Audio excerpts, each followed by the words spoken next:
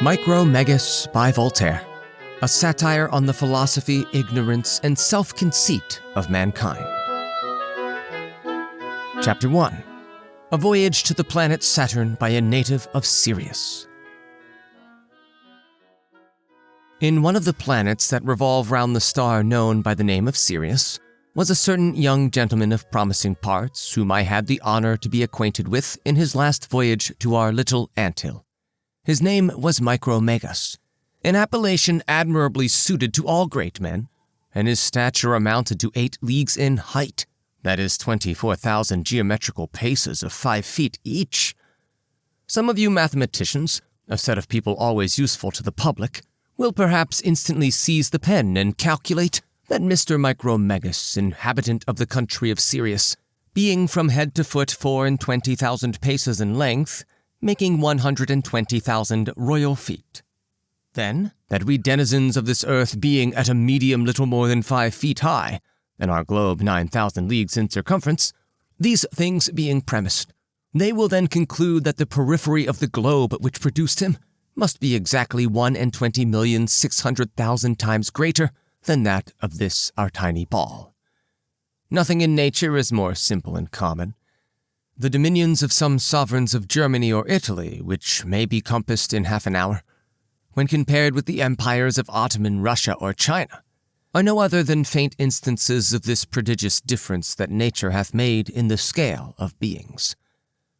The stature of His Excellency being of these extraordinary dimensions, all our artists will agree that the measure round his body might amount to 50,000 royal feet, a very agreeable and just proportion. His nose being equal in length to 1/3 of his face, and his jolly countenance engrossing 1/7 part of his height. It must be owned that the nose of this same Syrian was 6,333 royal feet to a hair, which was to be demonstrated.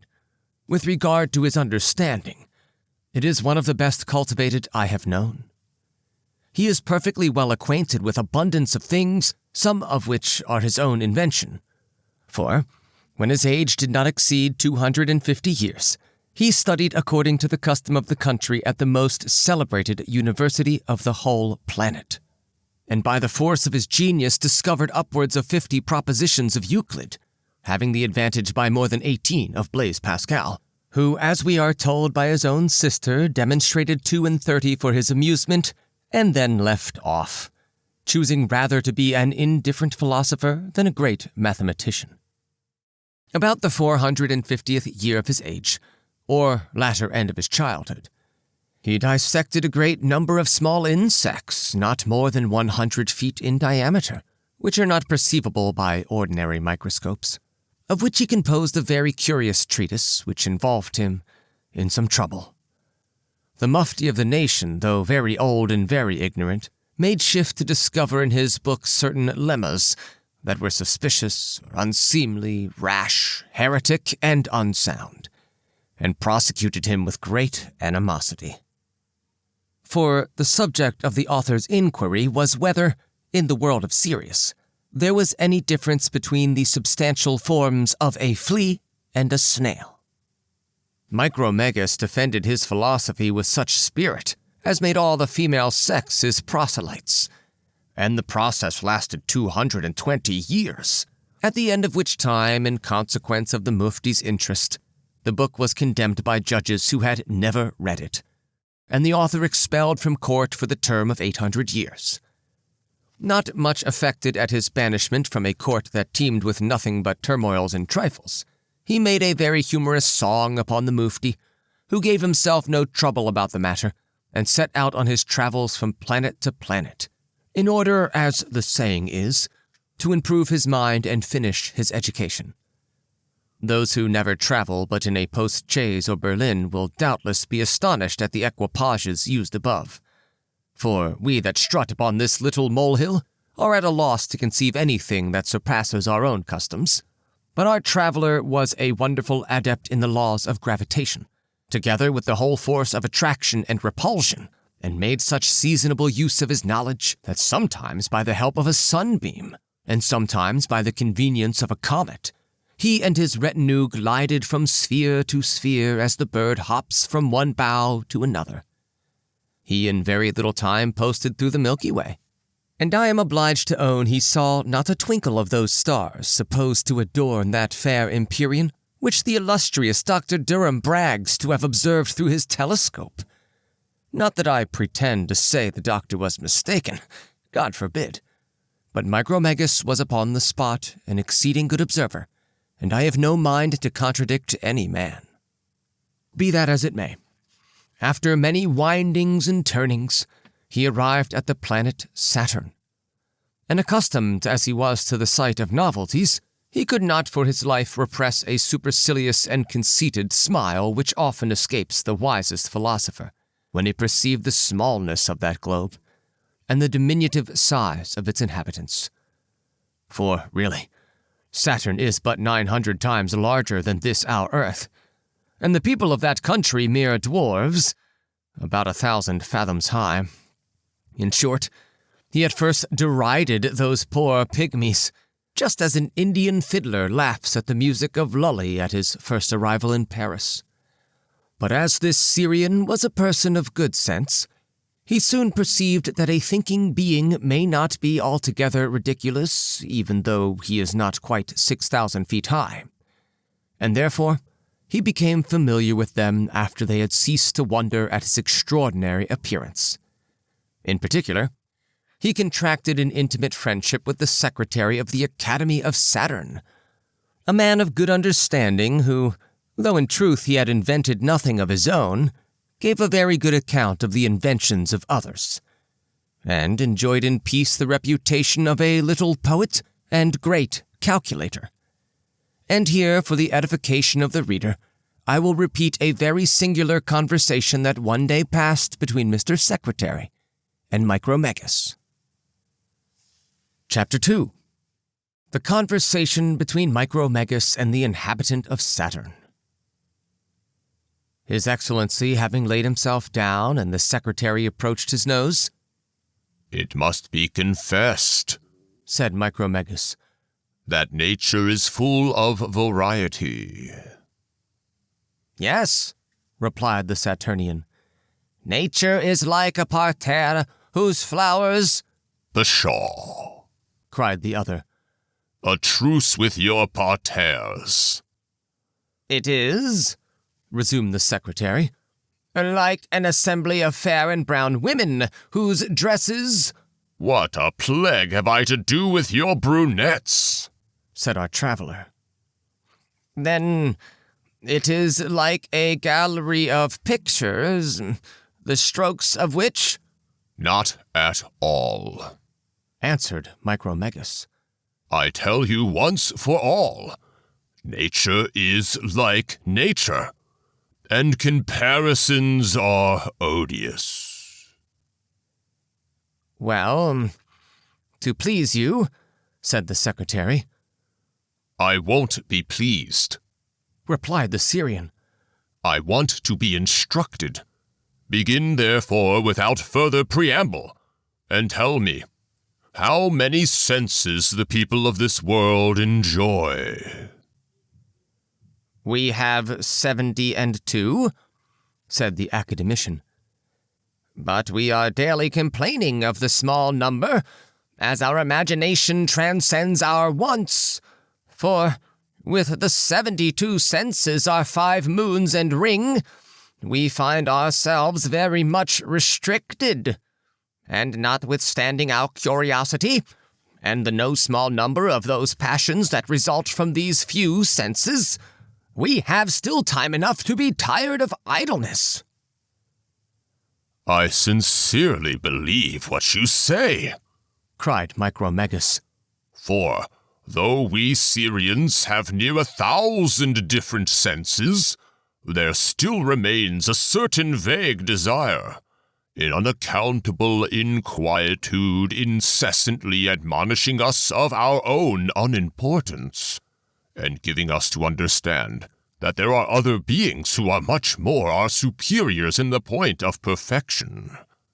I have traveled a little, and seen mortals both above and below myself in the scale of being, but I have met with none who had not more desire than necessity, and more want than gratification.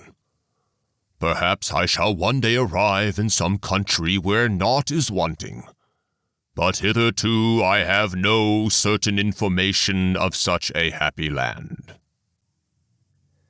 The Saturnian and his guest exhausted themselves in conjectures upon this subject, and after abundance of argumentation, equally ingenious and uncertain, were fain to return to the matter of fact. "To what age do you commonly live?"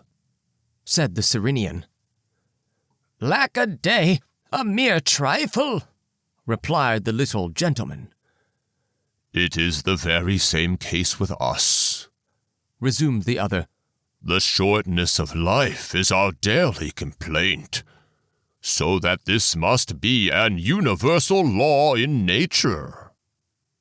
"Alas," cried the Saturnian, "few, very few on this globe outlive 500 great revolutions of the sun." These, according to our way of reckoning, amount to about 15,000 years. "So you see, we in a manner begin to die the very moment we are born. Our existence is no more than a point, our duration an instant, and our globe an atom. Scarce do we begin to learn a little when death intervenes before we can profit by the experience. For my own part, I am deterred from laying schemes when I consider myself as a single drop in the midst of an immense ocean. I am particularly ashamed in your presence of the ridiculous figure I make among my fellow creatures." To this declaration Micromegas replied, "If you were not a philosopher, I should be afraid of mortifying your pride by telling you that the term of our lives is 700 times longer than the date of your existence. But you are very sensible that when the texture of the body is resolved, in order to reanimate nature in another form, which is the consequence of what we call death, when that moment of change arrives, there is not the least difference betwixt having lived a whole eternity or a single day.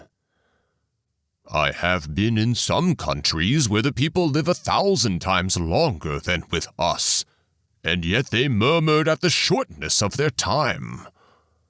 But one will find everywhere some few persons of good sense, who know how to make the best of their portion, and thank the author of nature for his bounty. There is a profusion of variety scattered through the universe, and yet there is an admirable vein of uniformity that runs through the whole. For example, all thinking beings are different among themselves, though at bottom they resemble one another in the powers and passions of the soul. Matter, though interminable, hath different properties in every sphere. How many principal attributes do you reckon in the matter of this world?" "If you mean those properties," said the Saturnian, "without which we believe this our globe could not subsist, we reckon in all 300, such as extent, impenetrability, motion, gravitation, divisibility, etc." "That small number," replied the traveler, "probably answers the views of the Creator on this your narrow sphere. I adore his wisdom in all his works. I see infinite variety, but everywhere proportion. Your globe is small, so are the inhabitants. You have few sensations because your matter is endued with few properties. These are the works of unerring providence. Of what color does your sun appear when accurately examined?" "Of a yellowish white," answered the Saturnian. "And in separating one of his rays, we find it contains 7 colors." "Our sun," said the Syrian, "is of a reddish hue, and we have no less than 39 original colors. Among all the suns I have seen, there is no sort of resemblance. And in this sphere of yours, there is not one face like another." After diverse questions of this nature, he asked how many substances, essentially different, they counted in the world of Saturn, and understood that they numbered but 30, such as God, space, matter, beings endowed with sense and extension, beings that have extension, sense, and reflection, thinking beings who have no extension, those that are penetrable, those that are impenetrable, and also all others. But this Saturnian philosopher was prodigiously astonished when the Syrian told him that they had no less than 300, and that he himself had discovered 3,000 more in the course of his travels. In short, after having communicated to each other what they knew, and even what they did not know, and argued during a complete revolution of the sun, they resolved to set out together on a small philosophical tour. Chapter 3. The Voyage of these Inhabitants of Other Worlds. Our two philosophers were just ready to embark for the atmosphere of Saturn, with a large provision of mathematical instruments, when the Saturnian's mistress, having got an inkling of their design, came all in tears to make her protests. She was a handsome brunette, though not above 660 fathoms high, but her agreeable attractions made amends for the smallness of her stature. "Ah, cruel man!" cried she. "After a courtship of 1,500 years, when at length I surrendered and became your wife, and scarce have passed 200 more in thy embraces, to leave me thus, before the honeymoon is over, and go a-rambling with a giant of another world. Go, go, thou art a mere virtuoso, devoid of tenderness and love. If thou wert a true Saturnian, thou wouldst be faithful and invariable. Whither art thou going? What is thy design? Our 5 moons are not so inconstant, nor our ring so changeable as thee. But take this along with thee. Henceforth I ne'er shall love another man."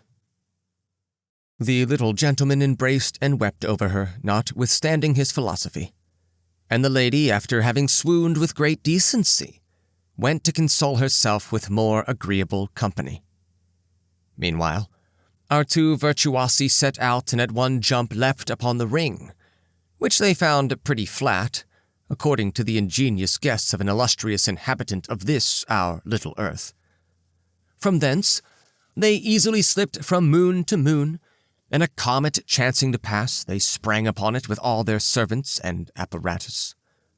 Thus carried about 150 million of leagues, they met with the satellites of Jupiter and arrived upon the body of the planet itself, where they continued a whole year, during which they learned some very curious secrets, which would actually be sent to the press were it not for fear of the gentlemen inquisitors, who have found among them some corollaries very hard of digestion.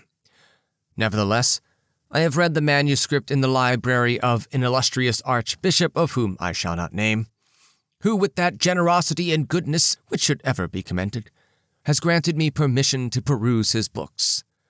Wherefore I promise he shall have a long article in the next edition of the Moreri, and I shall not forget the young gentlemen his sons, who give us such pleasing hopes of seeing perpetuated the race of their illustrious father. But to return to our travelers.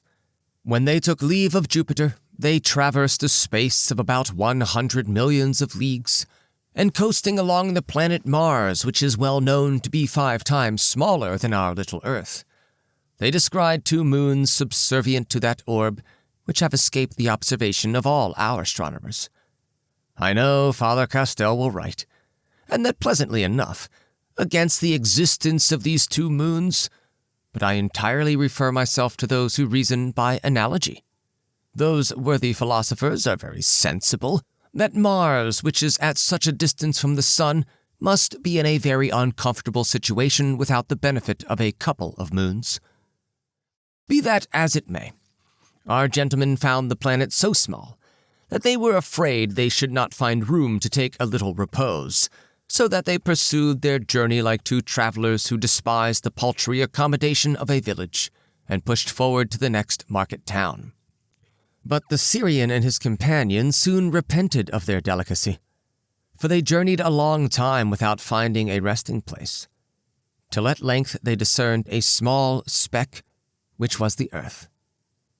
Coming from Jupiter, they could not be but moved with compassion at the sight of this miserable spot, upon which, however, they resolved to land lest they should be a second time disappointed. They accordingly moved toward the tail of the comet where, finding an aurora borealis ready to set sail, they embarked, and arrived on the northern coast of the Baltic on the 5th day of July, New Style, in the year 1737. Chapter 4. What befell them upon this our globe? Having taken some repose, and being desirous of reconnoitering the narrow field in which they were, they traversed it at once from north to south. Every step of the Syrian and his attendants measured about 30,000 royal feet, whereas the dwarf of Saturn, whose stature did not exceed 1,000 fathoms, followed at a distance quite out of breath, because for every single stride of his companion he was obliged to make 12 good steps at least. The reader may figure to himself, if we are allowed to make such comparisons, a very little rough spaniel dodging after a captain of the Prussian grenadiers. As those strangers walked at a good pace, they compassed the globe in 36 hours. The sun, it is true, or rather the earth, describes the same space in the course of one day, but it must be observed that it is much easier to turn upon an axis than to walk afoot. Behold them, then return to the spot from whence they had set out, after having discovered that almost imperceptible sea which is called the Mediterranean, and the other narrow pond that surrounds this molehill under the denomination of the Great Ocean, in wading through which the dwarf had never wet his mid-leg, while the other scarce moistened his heel. In going and coming through both hemispheres, they did all that lay in their power to discover whether or not the globe was inhabited. They stooped, they lay down, they groped in every corner, but their eyes and hands were not at all proportioned to the small beings that crawl upon this earth. And therefore, they could not find the smallest reason to suspect that we and our fellow citizens of this globe had the honor to exist. The dwarf, who sometimes judged too hastily, concluded at once that there was no living creatures upon earth, and his chief reason was that he had seen nobody. But Micromegas, in a polite manner, made him sensible of the unjust conclusion. "For," said he, "with your diminutive eyes you cannot see certain stars of the 50th magnitude, which I easily perceive. And do you take it for granted that no such stars exist?" "But I have groped with great care," replied the dwarf. "Then your sense of feeling must be bad," said the other. "But this globe," said the dwarf, "is ill-contrived, and so irregular in its form as to be quite ridiculous. The whole together looks like a chaos. Do but observe these little rivulets. Not one of them runs in a straight line. And these ponds, which are neither round, square, nor oval, nor indeed of any regular figure, together with these sharp little pebbles," meaning the mountains, "that roughen the whole surface of the globe and have torn all the skin from my feet. Besides, pray take notice of the shape of the whole, how it flattens at the poles and turns round the sun in an awkward oblique manner, so as that the polar circles cannot possibly be cultivated. Truly, what makes me believe there is no inhabitant on this sphere is a full persuasion that no sensible being would live in such a disagreeable place."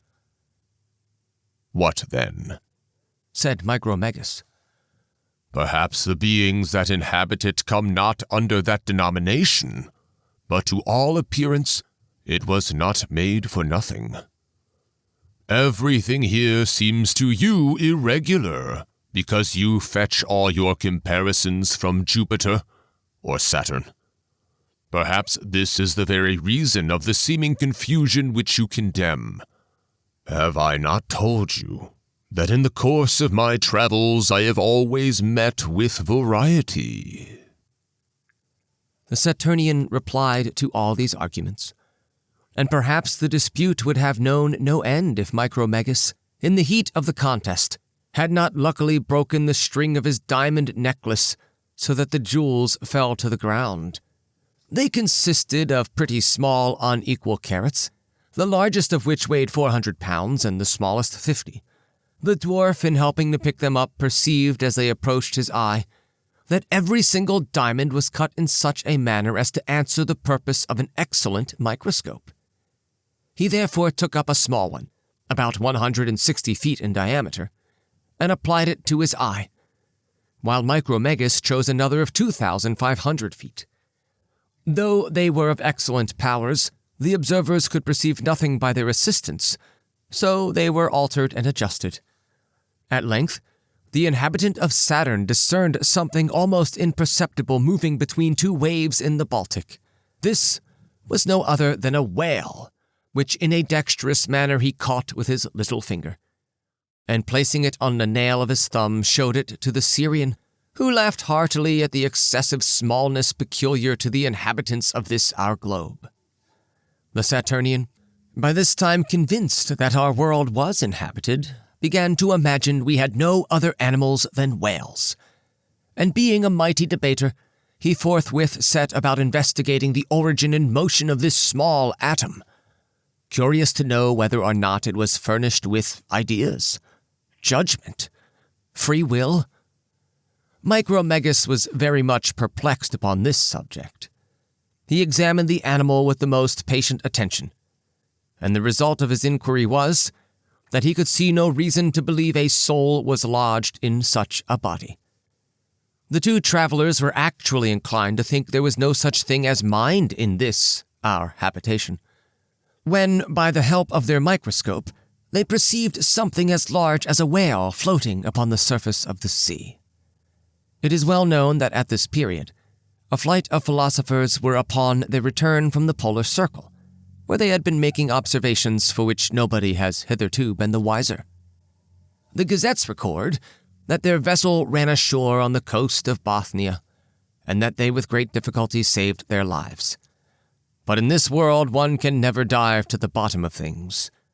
For my own part, I will ingeniously recount the transaction just as it happened, without any addition of my own, and this is no small effort in a modern historian. Chapter 5. The Travelers Capture a Vessel. Micromegas stretched out his hand gently toward the place where the object appeared, and advanced 2 fingers which he instantly pulled back for fear of being disappointed. Then, opening softly and shutting them all at once, he very dexterously seized the ship that contained those gentlemen, and placed it on his nail, avoiding too much pressure which might have crushed the whole in pieces. "This," said the Saturnian dwarf, "is a creature very different from the former." Upon which the Syrian, placing the supposed animal in the hollow of his hand, the passengers and crew, who believed themselves thrown by a hurricane upon some rock, began to put themselves in motion. The sailors, having hoisted out some casks of wine, jumped after them into the hand of Micromegas. The mathematicians, having secured their quadrants, sectors, and Lapland's servants, went overboard at a different place, and made such a bustle in their descent that the Syrian at length felt his fingers tickled by something that seemed to move. An iron bar chanced to penetrate about a foot deep into his forefinger, and from this prick he concluded that something had issued from the little animal he held in his hand. But at first he suspected nothing more, for the microscope, that scarce rendered a whale and a ship visible, had no effect upon an object so imperceptible as man. I do not intend to shock the vanity of any person whatever, but here I am obliged to beg your people of importance to consider that supposing the stature of a man to be about 5 feet, we mortals make just such a figure upon the earth as an animal the 60,000th part of a foot in height, would exhibit upon a bowl 10 feet in circumference. When you reflect upon a being who could hold this whole earth in the palm of his hand, and is provided with organs proportioned to those we possess, you will easily conceive that there must be a great variety of created substances. And pray, what must such beings think of those battles by which a conqueror gains a small village, to lose it again in the sequel? I do not doubt at all, but if some captain of grenadiers should chance to read this work, he would add 2 large feet at least to the caps of his company. But I assure him his labor will be in vain, for do what he will, he and his soldiers will never be other than infinitely diminutive and inconsiderable. What wonderful address must have been inherent in our Syrian philosopher, that enabled him to perceive those atoms of which we have been speaking. When Leeuwenhoek and Hartsucker observed the first rudiments of which we are formed, they did not make such an astonishing discovery. What pleasure, therefore, was the portion of Micromegas in observing the motion of those little machines, in examining all their pranks, and following them in all their operations. With what joy did he put his microscope into his companion's hand, and with what transport did they both at once exclaim, "I see them distinctly. Don't you see them carrying burdens, lying down and rising up again?" So saying, their hands shook with eagerness to see and apprehension to lose such uncommon objects. The Saturnian, making a sudden transition from the most cautious distrust to the most excessive credulity, imagined he saw them engaged in their devotions and cried aloud in astonishment. Nevertheless, he was deceived by appearances, a case too common whether we do or do not make use of microscopes. Chapter 6. What happened in their intercourse with men? Micromegas, being a much better observer than the dwarf, perceived distinctly that those atoms spoke, and made the remark to his companion, who was so much ashamed of being mistaken in his first suggestion, that he would not believe such a puny species could possibly communicate their ideas. For though he had the gift of tongues as well as his companion, he could not hear those particles speak, and therefore supposed they had no language. Besides, how should such imperceptible beings have the organ of speech? And what in the name of Jove can they say to one another? In order to speak, they must have something like thought, and if they think, they must surely have something equivalent to a soul. Now to attribute anything like a soul to such an insect species appears a mere absurdity. "But just now," replied the Syrian, "you believed they were engaged in devotional exercises. And do you think this could be done without thinking? Without using some sort of language, or at least some way of making themselves understood? Or do you suppose it is more difficult to advance an argument than to engage in physical exercise? For my own part, I look upon all faculties as alike mysterious." "I will no longer venture to believe or deny," answered the dwarf. "In short, I have no opinion at all. Let us endeavor to examine these insects, and we will reason upon them afterwards." "With all my heart," said Micromegas, who, taking out a pair of scissors which he kept for paring his nails, cut off a paring from his thumbnail, of which he immediately formed a large kind of speaking trumpet, like a vast tunnel, and clapped the pipe to his ear. As the circumference of this machine included the ship and all the crew, the most feeble voice was conveyed along the circular fibers of the nail, so that, thanks to his industry, the philosopher could distinctly hear the buzzing of our insects that were below. In a few hours, he distinguished articulate sounds and at last plainly understood the French language. The dwarf heard the same, though with more difficulty. The astonishment of our travelers increased every instant. They heard a nest of mites talk in a very sensible strain, and that lusus naturae seemed to them inexplicable. You need not doubt, but the Syrian and his dwarf glowed with impatience to enter into conversation with such atoms. Micromegas, being afraid that his voice, like thunder, would deafen and confound the mites, without being understood by them, saw the necessity of diminishing the sound. Each therefore put into his mouth a sort of small toothpick, the slender end of which reached to the vessel. The Syrian, setting the dwarf upon his knees and the ship and the crew upon his nail, held down his head and spoke softly. In fine, having taken these and a great many more precautions, he addressed himself to them in these words.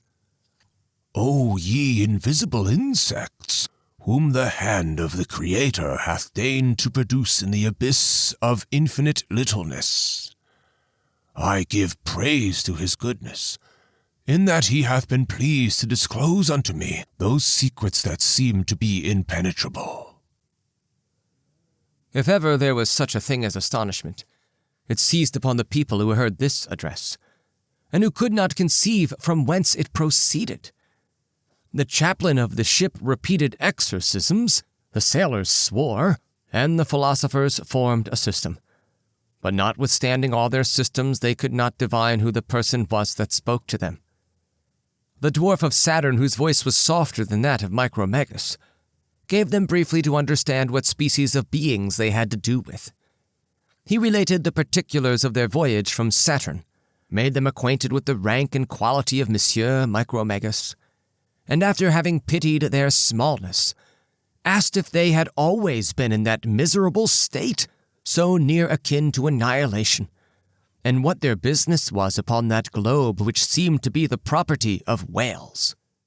He also desired to know if they were happy in their situation, if they were inspired with souls, and put 100 questions of the like nature. A certain mathematician on board, braver than the rest, and shocked to hear his soul called in question, planted his quadrant, and having taken 2 observations of this interlocutor, said, "You believe then, Mr. What's-your-name, that because you measure from head to foot 1,000 fathoms—" "1,000 fathoms?" cried the dwarf. "Good heavens! How should he know the height of my stature? 1,000 fathoms, my very dimensions to a hair! What, measured by a mite? This atom, forsooth, is a geometrician, and knows exactly how tall I am, while I, who can scarce perceive him through a microscope, am utterly ignorant of his extent." "Yes, I have taken your measure," answered the philosopher, "and I will now do the same by your tall companion." The proposal was embraced. His Excellency reclined upon his side, for had he stood upright, his head would have reached too far above the clouds. Our mathematicians planted a tall tree near him, and then, by a series of triangles joined together, they discovered that the object of their observation was a strapping youth, exactly 120,000 royal feet in length. In consequence of this calculation, Micromegas uttered these words. I am now more than ever convinced that we ought to judge of nothing by its external magnitude. O God, who hast bestowed understanding upon such seemingly contemptible substances, thou canst with equal ease produce that which is infinitely small as that which is incredibly great. And if it be possible that among thy works there are beings still more diminutive than these, they may nevertheless be endued with understanding superior to the intelligence of those stupendous animals I have seen in heaven, a single foot of whom is larger than this whole globe on which I have alighted." One of the philosophers assured him that there were intelligent beings much smaller than men, and recounted not only Virgil's whole fable of the bees, but also described all that Swammerdam had discovered and Réaumur dissected.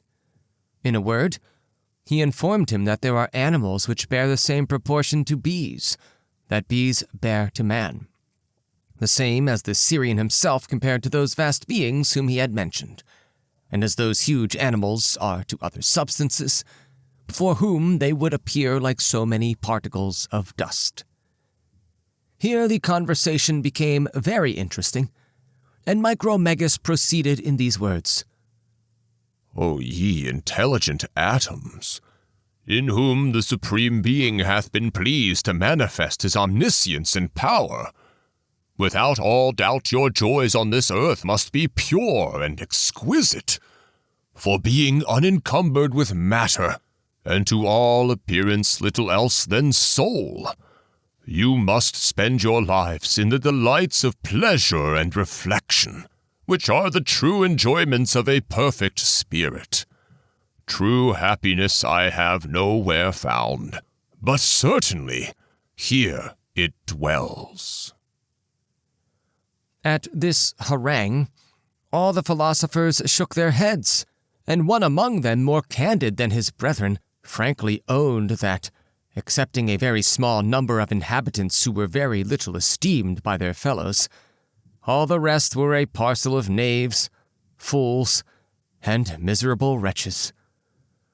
"We have matter enough," said he, "to do abundance of mischief if mischief comes from matter, and too much understanding if evil flows from understanding. You must know, for example, that at this very moment, while I am speaking, there are 100,000 animals of our own species, covered with hats, slaying an equal number of their fellow creatures who wear turbans. At least they are either slaying or being slain, and this hath usually been the case all over the earth from time immemorial."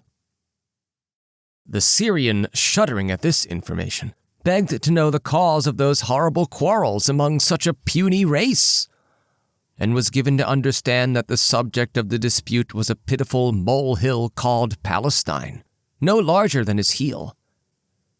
Not that any one of those millions who cut one another's throats pretends to have the least claim to the smallest particle of that clod.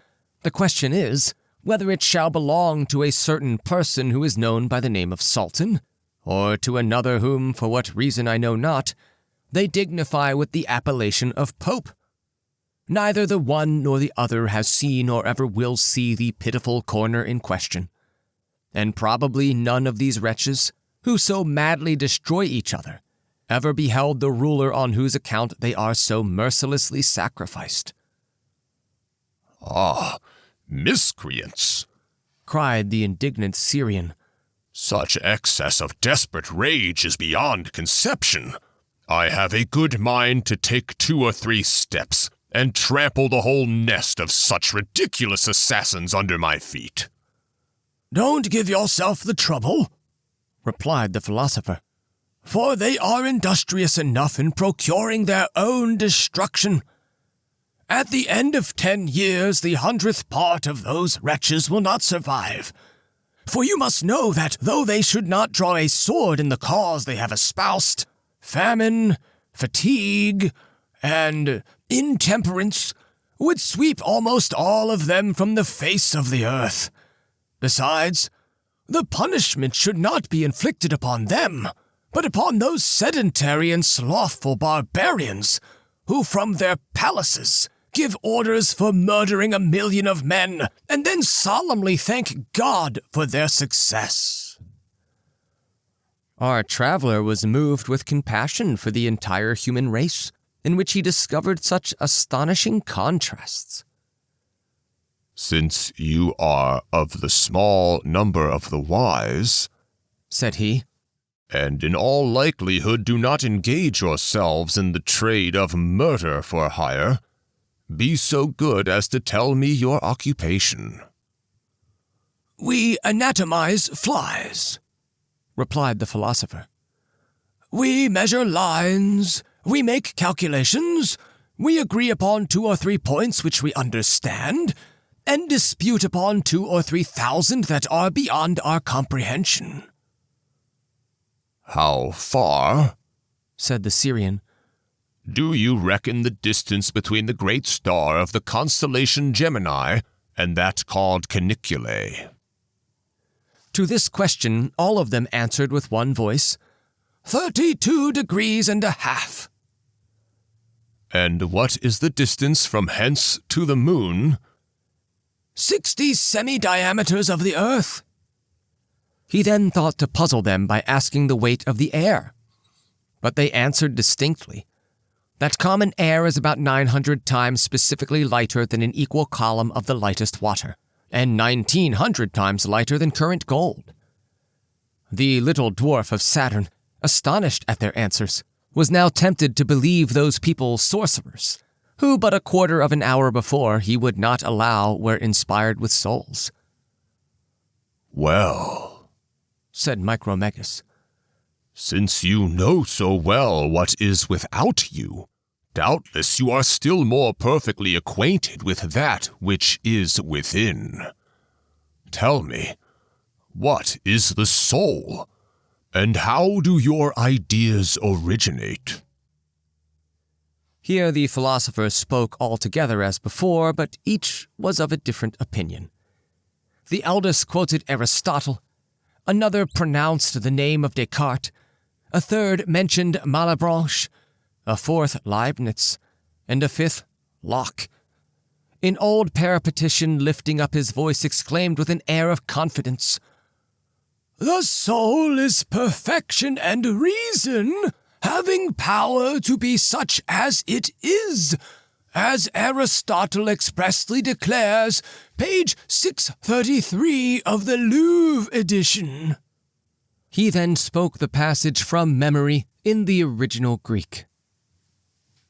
I am not very well versed in Greek, said the giant. Nor I either, replied the philosophical mite. Why then do you quote that same Aristotle in Greek? Resumed the Syrian.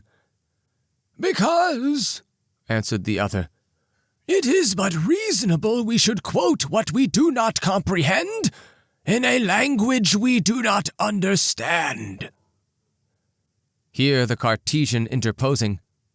The soul, said he, is a pure spirit of intelligence, which hath received before birth all the metaphysical ideas, but after that event is obliged to go to school, and learn anew the knowledge which it hath lost.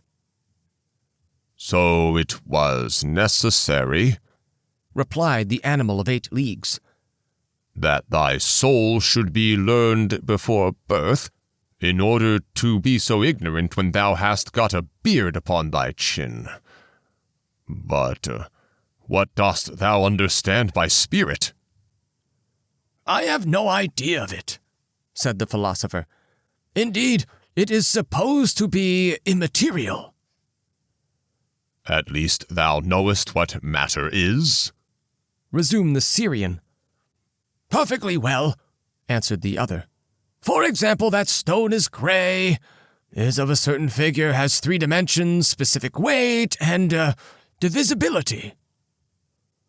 I want to know, said the giant, what that object is, which according to thy observation hath a gray color, weight, and divisibility. Thou seest a few qualities, but dost thou know the nature of the thing itself? Not I, truly, answered the Cartesian, upon which the Syrian admitted that he also was ignorant in regard to this subject. Then addressing himself to another sage who stood upon his thumb, he asked, What is the soul, and what are her functions? Nothing at all, replied this disciple of Malebranche. God hath made everything for my convenience. In him I see everything. By him I act. He is the universal agent, and I never meddle in his work. That is being a non-entity indeed, said the Syrian sage, and then turning to a follower of Leibniz, he exclaimed, Hark ye, friend, what is thy opinion of the soul? In my opinion, answered the metaphysician, the soul is the hand that points to the hour, while my body does the office of the clock. Or if you please, the soul is the clock, and the body is the pointer, or again, my soul is the mirror of the universe, and my body the frame. All this is clear and incontrovertible." A little partisan of Locke, who chanced to be present being asked his opinion on the same subject, said, "I do not know by what power I think, but well I know that I should never have thought without the assistance of my senses. That there are immaterial and intelligent substances I do not doubt at all, but that it is impossible for God to communicate the faculty of thinking to matter, I doubt very much. I revere the eternal power, to which it would ill become me to prescribe bounds. I affirm nothing, and am contented to believe that many more things are possible than are usually thought so." The Syrian smiled at this declaration, and did not look upon the author as the least sagacious of the company. And as for the dwarf of Saturn, he would have embraced this adherent of Locke, had it not been for the extreme disproportion in their respective sizes. But unluckily there was another animalcule in a square cap, who, taking the word from all his philosophical brethren, affirmed that he knew the whole secret which was contained in the abridgment of St. Thomas. He surveyed the two celestial strangers from top to toe, and maintained to their faces that their persons, their fashions, their suns, and their stars were created solely for the use of man. At this wild assertion, our two travelers were seized with a fit of that uncontrollable laughter, which according to Homer is the portion of the immortal gods. Their bellies quivered, their shoulders rose and fell, and during these convulsions, the vessel fell from the Syrian's nail into the Saturnian's pocket, where these worthy people searched for it a long time with great diligence. At length, having found the ship and set everything to rights again, the Syrian resumed the discourse with those diminutive mites, and proposed to compose for them a choice book of philosophy, which would demonstrate the very essence of things.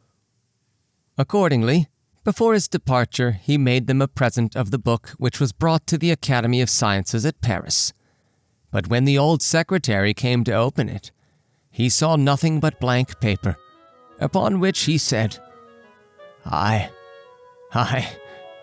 this is just what I suspected."